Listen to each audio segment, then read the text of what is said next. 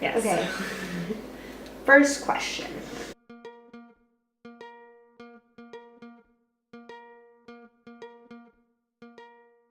High school is a difficult time for most students. However, many find unique ways to express their emotions and individuality during their demanding school years. Some turn to work, sports, or creative endeavors in search of their own personal leisure. San Diego features a multitude of distinct artists, some still in high school. I've been doing art literally as long as I can remember. Like the whole cliche, I was like born out of the womb with a crayon on my hand. Like that's real.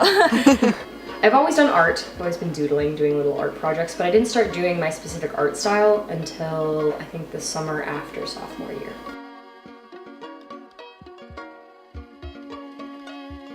I'd say my artistic style is dark and cartoonish, kind of, I guess. It's a little whimsical, I don't really know. Well, I started off doing a lot of black and white art, just using just regular pens, and I think over time I've added a lot of color into the art that I do.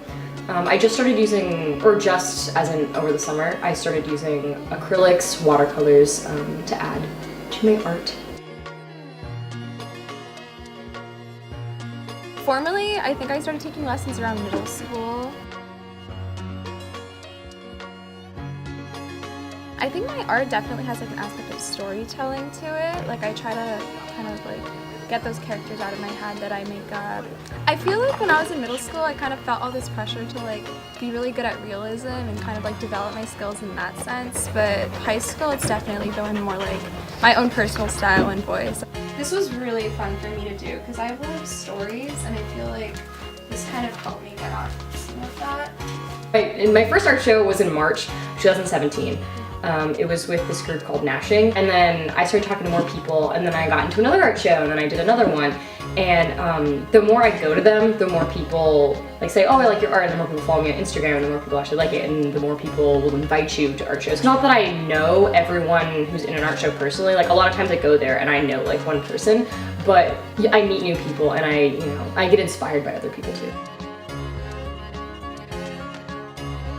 I want to go into something like animation or illustration or visual development or something like that. It would be really cool to work in like the movies. It's another series I did, and it kind of like, it was digital, and a lot of my artwork is actually digital.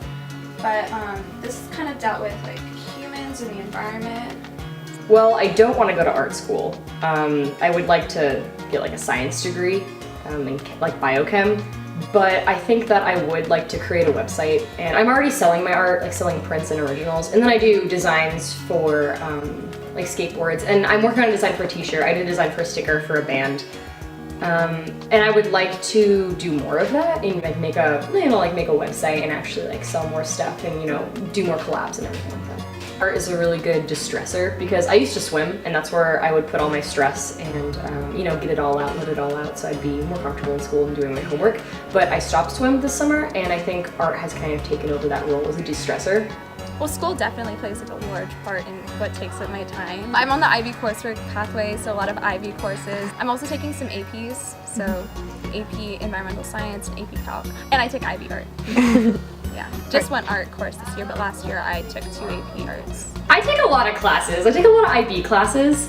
I think I take 4 or 5. I also take AP classes, so 2 AP classes. I take AP Calc and AP Bio. There's a big difference between AP and IB actually. So AP, it's more like cranking out the artwork, making like a lot of it at a time, exploring a lot of different medias. Where IB, they really want you to like concentrate on one specific like area of focus and like bring that out. It's more like your personal voice instead of just like manipulating materials. It really relaxes me a lot, like especially when I'm out and about. If I can just like sit down, take a few minutes to like capture a particular scene or person or something, then that kind of like brings me back to the moment.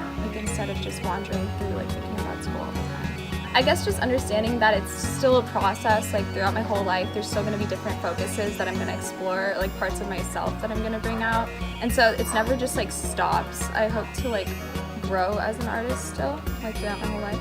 There's some stuff.